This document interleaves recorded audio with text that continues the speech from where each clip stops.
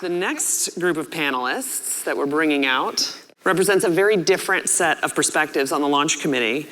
And we'd like to welcome President Reynolds from the California Public Utilities Commission, Mark Joseph representing the IBEW, Brandy Howard from the Northern California Power Agency, and Scott Miller from the Western Power Trading Forum. Welcome, everyone. Thanks for being here. All right.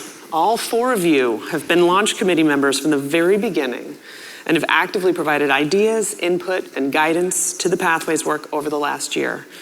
We've developed a proposal to create a new independent entity that carries forward the public interest protection and foundation in the CAISO today and integrates protections for the public interest into almost every aspect of the governance structure. But keeping that seamless footprint we have today, with all the benefits our customers are seeing in their bills, requires a legislative change here in California to fully implement. And for those of you who have not yet had time to read the 133-page proposal. What are you waiting for? It's a nice bedtime story. Pour yourself a glass of wine. It's lovely. But I will provide a couple of quick highlights, so if you don't have time. So the proposal recommends that the new RO will have an independent board that has sole authority over the rules of the energy markets. It'll start simply with minimal initial staff, costs, and liabilities, and a contractual relationship with the CAISO to continue to operate the EIM as it is today and EDM as it's proposed to operate when it goes live in 2026. There are public interest considerations and protections in everything from the foundational corporate documents to the board qualifications, in the stakeholder process, and in the various board and oversight structures. The recommendation also includes an evaluation of the necessary structure and steps to enable the addition of other voluntary market services in the future as stakeholders in the West want them. The proposal retains the central role of the CAISO Board of Governors over the critical work of the CAISO BA, including their relationship to the CPUC to ensure reliability and transmission planning to meet California policy objectives. President Reynolds, you were one of the signatories, along with Commissioners Taney and Thompson, to the letter that we just discussed. In your role as the president of the California Public Utilities Commission, you represent some of the most critical stakeholders in this process, California ratepayers. How do you think this process and the resulting proposal benefit California and the larger West? Thank you, Kathleen, and good morning, everyone. It really is a pleasure to be here. I did want to just start by thanking Elliot and CAISO for putting on this fantastic symposium. It looks like a full house. I see standing room only, so really fantastic to be here. And so I'll start by saying that I think one thing that this process has shown me is that we actually have a lot in common with our partners throughout the West. So when I speak with regulators in other states, I see that we're facing all of the same challenges, starting with affordability. So we're all very concerned about cost for ratepayers, and we're concerned about those costs in the face of changing conditions, more extreme weather events that we all have to ensure reliability to get through, growing load from things like data centers, and also variability of load as we face temperatures that are record, that we've never seen before, and growing amounts of air conditioning. So we're seeing peak loads in the entire WEC. We're seeing peak loads sometimes in California and sometimes in other states. And so when I sit down and speak with my fellow regulators, we find ourselves talking about the same kinds of things and worrying about the same kinds of things. At the same time, and this might seem a little bit contradictory, we also recognize the diversity of the West. So the West brings us, and it could be anything from the taste in chilies, is it red or green? The argument that we have over that. But just the geographic diversity that the West is really fortunate to have. And that means we have a diverse set of resources and diverse weather conditions. So looking at one of the foundational parts of this initiative was to bring the widest footprint possible to the market so that we could maximize and optimize the resources that we all have available. And we recognize that sharing those resources could provide a benefit to all customers throughout the West. So I've really been looking at this from the customer perspective. And for California, that means reduced costs at a time when that's a very important factor, as well as increased reliability. But I find that that's common among all of the regulators throughout the West. Thank you, President Reynolds. Scott, you have a broad membership with a large number of developers and power marketers who operate in the West. You've also worked on market development efforts for a long time. Long time. And you've seen varying degrees of success and failure over the years. Why do you think we've been able to get so far this time, and why is this proposal good for your members across the West? Well, thanks, Kathleen. And again, let me also add my thanks to Elliot and the CAISO team as well. Pleasure to be here. But yes, I was there when dinosaurs roamed the earth and we were establishing ISOs in the East, the Midwest, even participated in ERCOT in Texas. But the West was always different. And I think one of the reasons that things are going the way they are now is it's an organic effort. I think for reasons that you outlined, President Reynolds, the reliability needs of the West are pretty profound with the variability of the weather, the need for resources, and I think everybody sort of recognized they needed each other. And so when it started with the energy imbalance market, when all of a sudden people realized that that was working well, and there was this recognition that we could do better. Every now and then I go back east and I describe to my former Eastern colleagues what's going on in the West. They're like, why are you doing it that way? I was like, well, you have to realize the diversity that's in the West. I mean, you've got the preponderance of public power is a big deal, the CCAs and just the different entities. But we've found common cause because of the needs. We all recognize the needs. And so we've all come together. This launch committee that we've been spending so many hours together on is an example of that. And when I've gone back and briefed my board and my members, they've wondered, how this is going so well. But it's the reason it's different is there's this recognition that we finally recognize that we need each other. And so that has great possibilities for, you're right, starting this minimal approach. But I think that it's going to provide so much value to everybody in the West that they're going to want to keep growing it. And so that possibility that's what I think is motivating a lot of my members to lean into this, and just like everybody else. Thanks, Scott. Mark and Randy, you both represent sectors who've previously opposed regionalization efforts.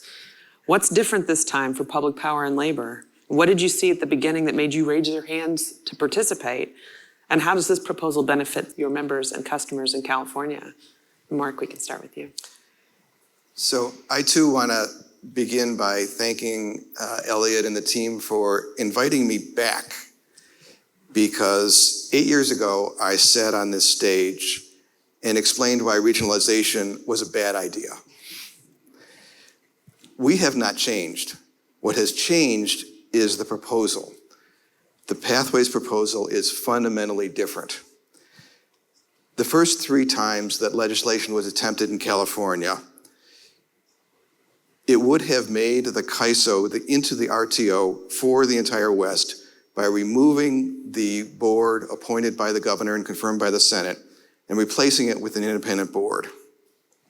This would mean that all of the functions of the CAISO would be removed from California control with no idea what would happen to them and no chance for California to go back if we didn't like the outcome. The legislature was in effect being asked to mortgage the farm with nothing more than trust us as collateral. It was a particular problem for labor because California's entire RPS structure is anchored in the CAISO balancing authority area. If the CAISO became the became the RTO for the West, that could mean that the balancing authority area would be the entire West. And that would mean that the RPS structure would effectively be meaningless. And most of the jobs for people in California would probably be exported to other states. The Pathways proposal is entirely different. Instead of making the CAISO into the RTO for the West, or making it into even a regional organization for the West, the Pathways proposal creates a new regional organization with control over market rules. The CAISO and the Balancing Authority area remain intact, and that is key. This way we get the benefits, which we've already started to talk about, of optimized dispatch, the benefits of increased reliability during stress times, and we also get the benefit of preserving the California RPS structure. So I am very happy to say that we will be sponsoring the bill in the next California legislative session to implement the Pathways proposal for the CAISO and for the California utilities. Now, of course, the next questions I get will be, okay, who's the author? And when can we see the bill language? To which I will respond, cool your jets. This is still October. It's only been 30 days since the governor finished signing the bills from the last legislative session. We're ahead of schedule, and we'll get to all of those things in due time. Well, that's pretty exciting. A different place to start. Thank you, Mark. Randy. Yeah, so when Mark told me that they were proposing to sponsor, I said, who's the author? And I said, I think we'd be interested in co-sponsoring, which again is a big shift for us in public power. So I represent the publicly owned utilities. And for our agency, Northern California Power Agency, we schedule about 12% of the power in the CAISO.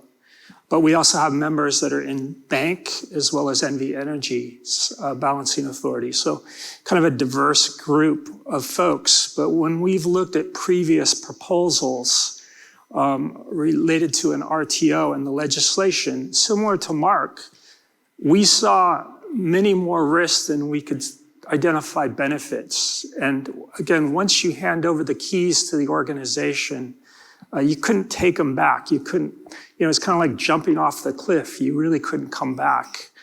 So we favored a more incremental approach, very strong supporters of the energy imbalance market, and watch that get proven out. The other thing in the West, those of us that have been in this a long time and were involved in the former energy crisis in California, there's a lot of distrust. And what we've seen through walking the steps of the energy imbalance market was a building of trust and a building working relationship across the West with entities sharing in benefits.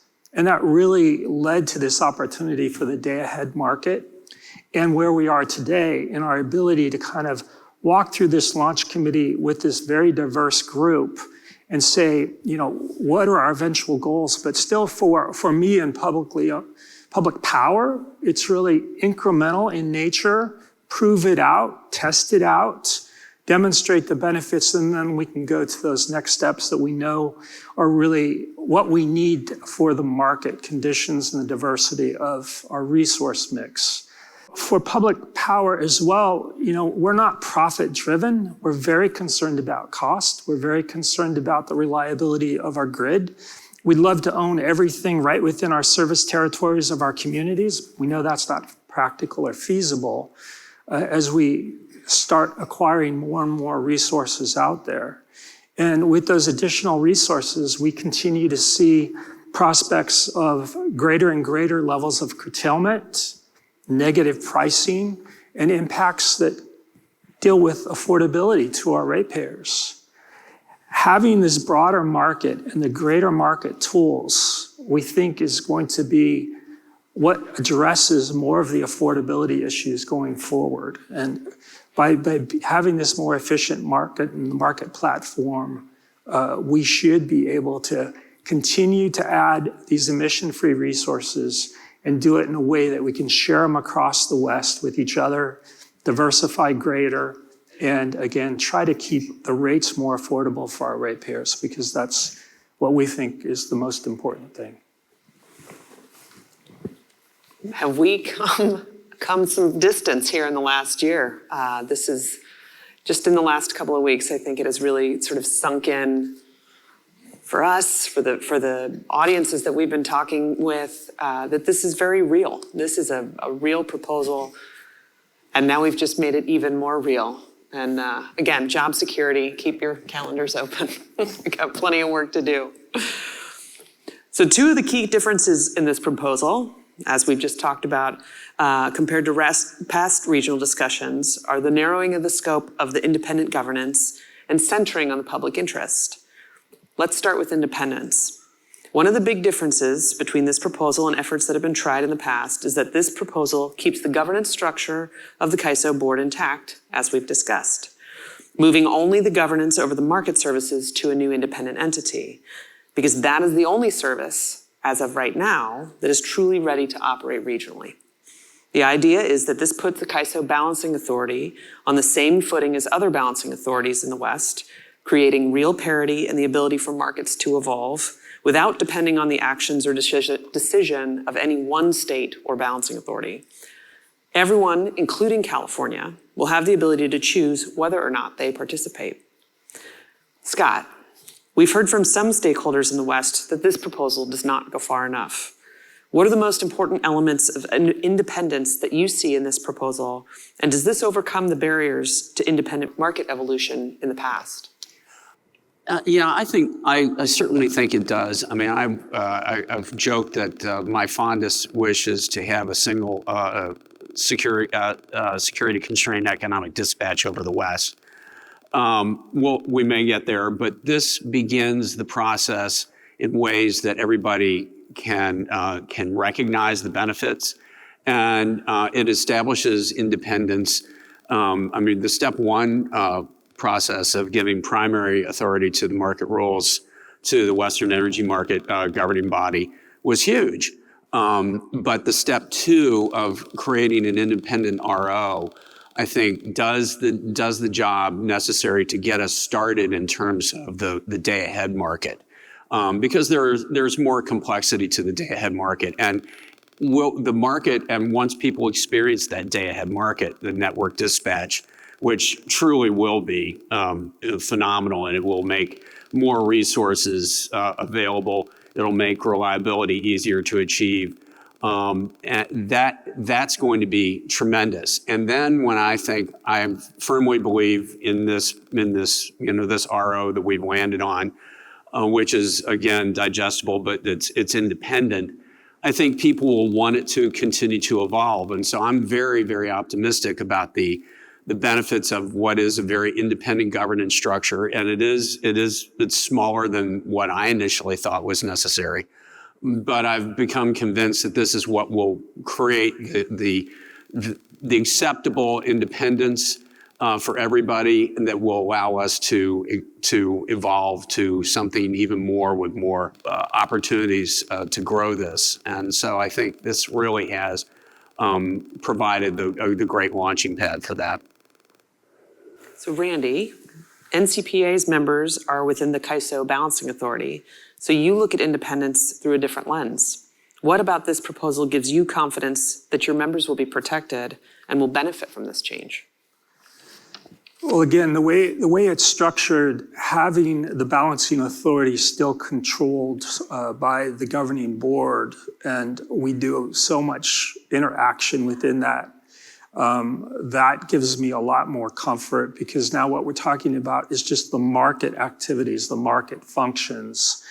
And for us, because of the approach being taken to efficiently move to this independence governing board, and the way we've set up a stakeholder process, a nominating process, very similar to the Western energy market process we have today for our governing board, we're going to have what I believe a very independent board, but one that will look out for the entire Western market, and will be able to trust in a stakeholder process to evolve those market activities. And so we feel very comfortable with that type of approach. Again, incremental in nature, but we think once the RO is established, they'll have that ability to through the stakeholder process, look at what are those additional opportunities, but also as we launch EDAM, we know there's a whole lot still to be done. And a lot of participants to get involved in that and start seeing the savings, and then we can move from there. Thanks, Randy. I'd like to turn now to protecting the public interest. In the original letter, regulators set out a vision to, quote, maximize the overall benefits of wholesale electricity markets for customers through as large a footprint as possible across the Western United States. Centering on the public interest and customer benefits has been a core principle of the Launch Committee's efforts, defined through two intertwined components. First, how customer interests, including affordability and reliability, are safeguarded in a non-discriminatory market design and operations. And two, how state and local policies, even as they differ across the West, are respected in market design. President Reynolds, do you think the proposal goes far enough to protect Californians and California's ability to set it and enforce its own energy policies? Well, that sounds like a yes or no question. So I'll say yes, but let me also talk about it a little bit. I think, one of the themes that we've heard this morning, which I think is really important, is that this process has been iterative. It's been intentionally incremental. And at the same time, it has really stuck to the original principles in the letter that all of the regulators discussed and has kind of been, reflected and embraced by the rest of the stakeholders in this process. And those are, as we've been talking about, independent governance, the largest footprint, and then also the process to involving a broad group of stakeholders, including public advocates, consumer advocates from throughout the West. And so that's been a very important part of the process. But the one component that we haven't talked about a lot is also that building on what we have already established. So the customers of the utilities that my commission regulates have invested in the CAISO market. They've invested in the development of the market, and then customers throughout the West have invested in the energy imbalance market. It's been built, we see how it works, we've seen the benefits, and so one of the important foundational parts of this initiative was building on what we've already established, and we're able to see the evolution of the market, seeing the evolution of EIM, the development of EDAM, and that process is something that we've experienced how it works and how it benefits customers. And so I think recognizing the commitment to evolution and incrementality is very important as we look out for the interests of customers. The other point that I also think is equally important is baking in the public interest to the entity. And it is with CAISO, the Board of Governors has obligations to the public in terms of optimizing resources for the benefit of customers, controlling costs for the benefit of customers, and we'll be looking for those same criteria in the development of the independent entity. And I think it's something that's shared throughout the West. We've been talking about it here, and you heard it from Commissioner Taney and Commissioner Thompson. Cost is very important, and reliability is very important. And so in some ways, it's kind of like a no-brainer that this is something that the entity would respect, but it's also something that the participants on the launch committee are carefully watching and making sure that we're building the right components and so that the market operates for the benefit of the public. The other thing that has been important in this initiative, Commissioner Taney talked about a little bit this morning, is that California really will be approaching this on par with other states.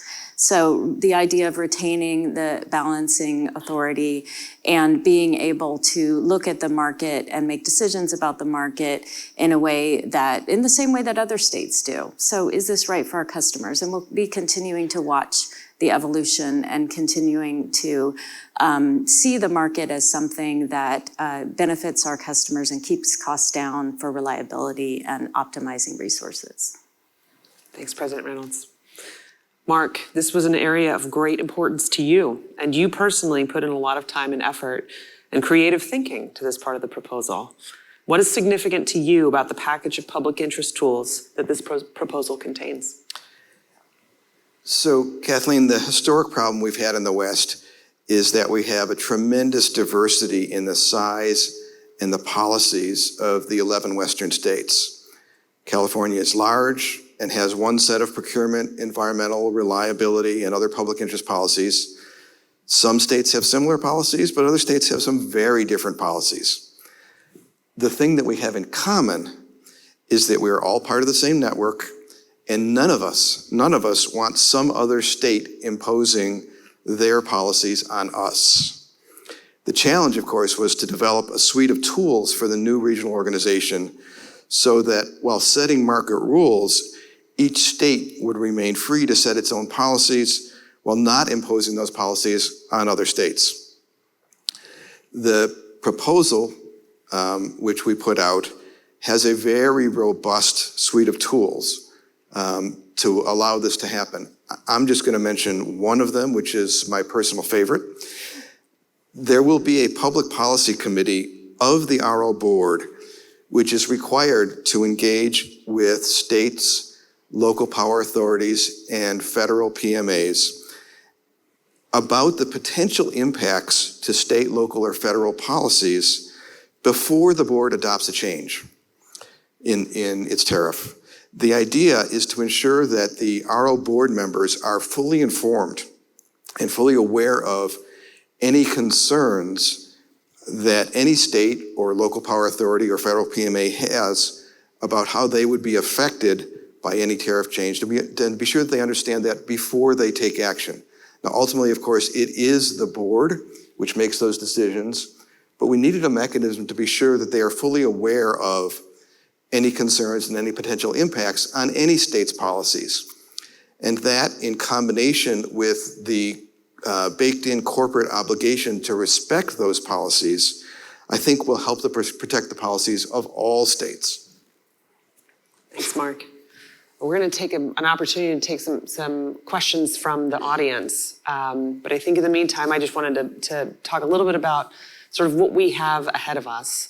I think this, in particular, this conversation around the public interest is a really unique and critical aspect, and something that for the West, I think has been part of the challenge for us to get to this point thus far. We've got a very diverse set of very engaged stakeholders, and finding good ways to bring these stakeholders together has presented a challenge. And I think what we've seen with this very diverse launch committee that we have kept together for a year, bringing a lot of really different perspectives and ideas and priorities, and we've been able to work through them, is part of the sort of special sauce that we've ended up here with the Pathways Initiative.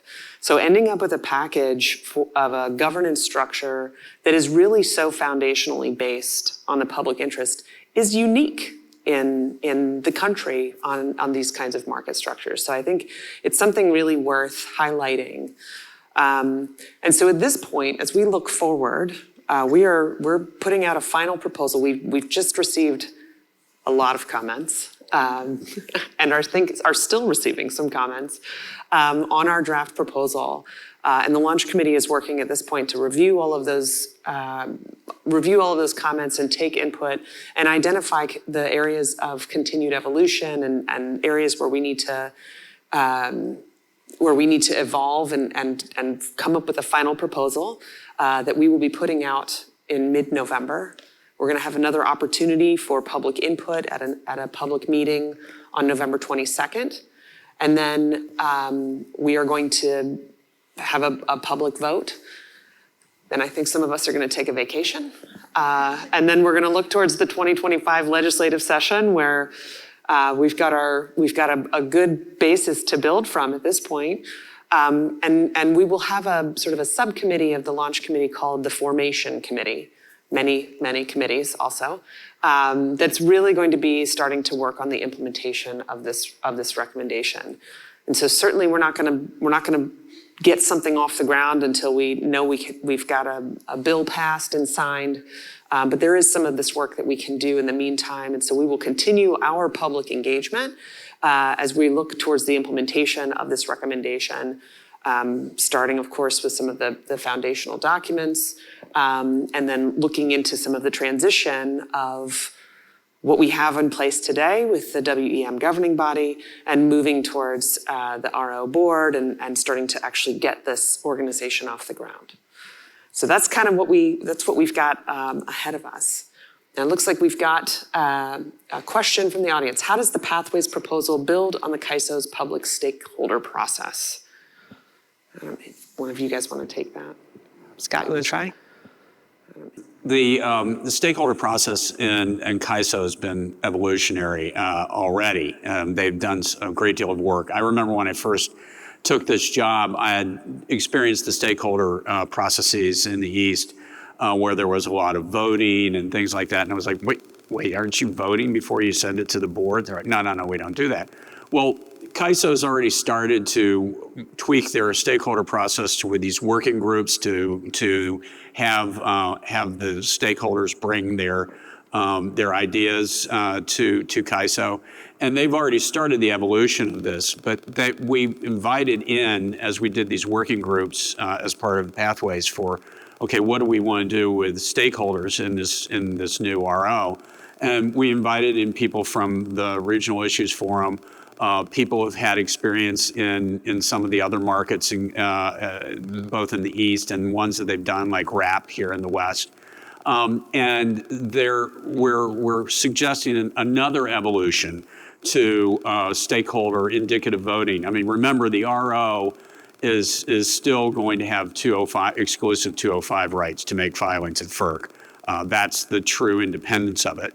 But if I were on the board, I would certainly want to know where the stakeholders were voting and who expressed opinions, alternative opinions. The suggestion in the Pathways proposal is more of a stakeholder process of wrestling with issues before they go to the board and providing indicative voting so that you know if there's true opposition, and it gives the opportunity for the RO board to sort of say, wait, before we vote on this, I notice that it's almost like 60-40. Can we remand this and go back and try to reach some more accommodation, reach some sort of better solution?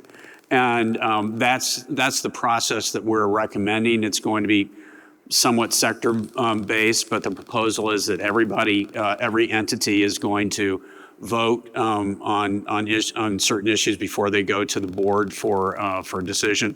And so that builds on the evolution that CAISO has already begun to do and fits in quite well because we brought in people who have had experience in the RIF and other stakeholder processes. So I think it's it's taken some of the benefits of areas we've seen elsewhere in the country, but given it a unique Western twist, I think.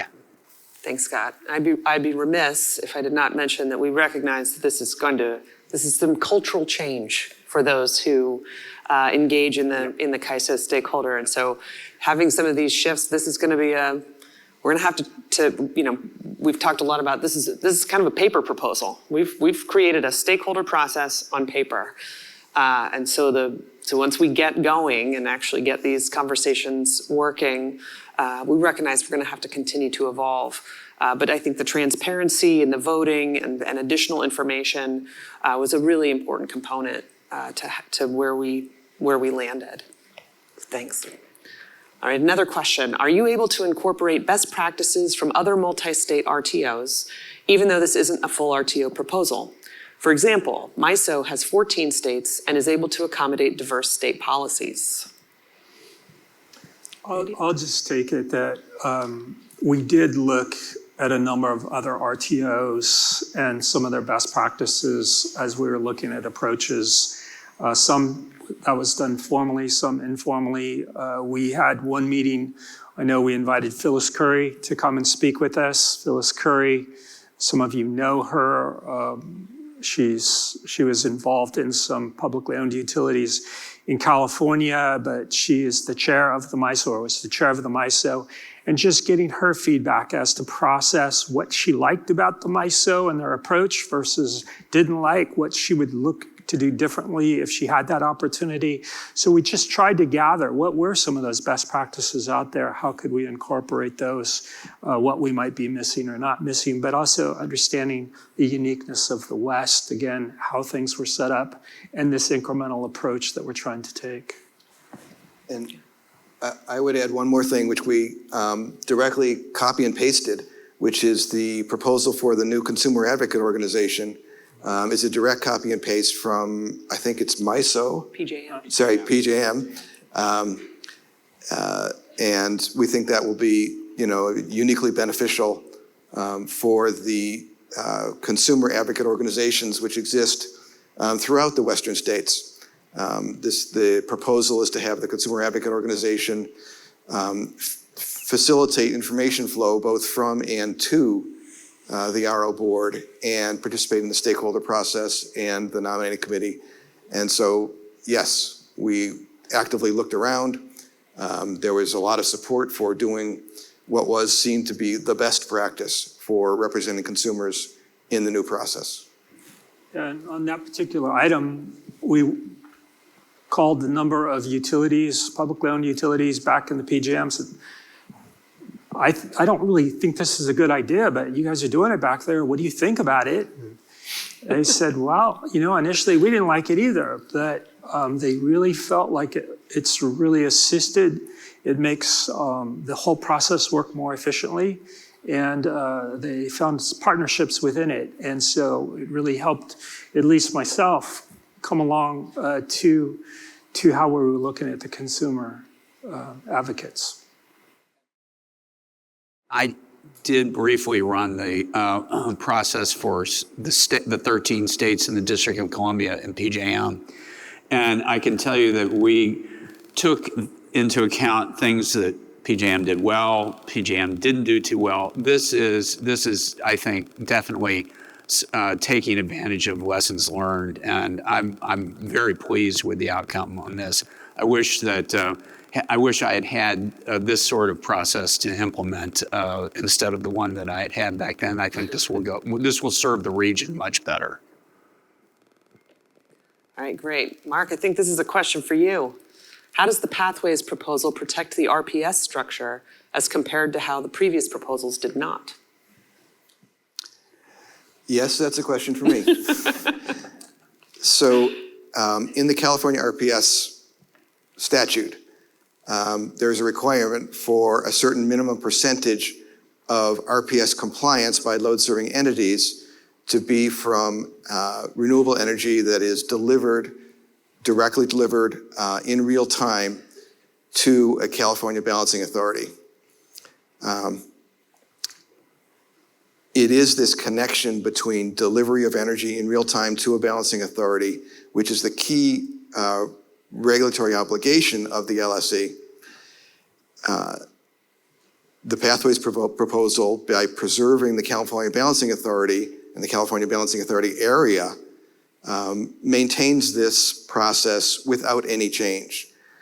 Previous proposals would have made the CAISO into an RTO for the entire West, which would likely have meant that the Balancing Authority area would have covered the entire West, which means the idea of delivery to California and California customers would effectively be meaningless. That delivery any place throughout the West would meet this obligation, even though the energy wouldn't actually be getting to California customers in real time. So that's the fundamental difference, and is obviously why we view the Pathways proposal fundamentally differently from the prior proposals. Thanks, Mark. And Kathleen, Oh, yeah. maybe I'll just add, just to take it up to a little bit higher level, just to recognize that the RPS requirements in California will remain in place. All of our CPUC jurisdictional entities are on track to meet their RPS targets. We're building in California. We're procuring clean resources according to RPS requirements, as well as SB 100 requirements. So that will continue. And the market will just be something that facilitates our resources to trade with other states. So just to be clear about the progress on RPS, which will continue with the new structure. Fantastic. Well, I think we are at about time, so I want to thank all of you for your perspectives and for sharing some big news, and for all of the work and hours that you have each individually put into this. It has been where we have gotten in just a year is really astounding. And it is really exciting to be part of this. I'm thrilled to get to work with all of you. So let's give the panelists a round of applause. Thank you all.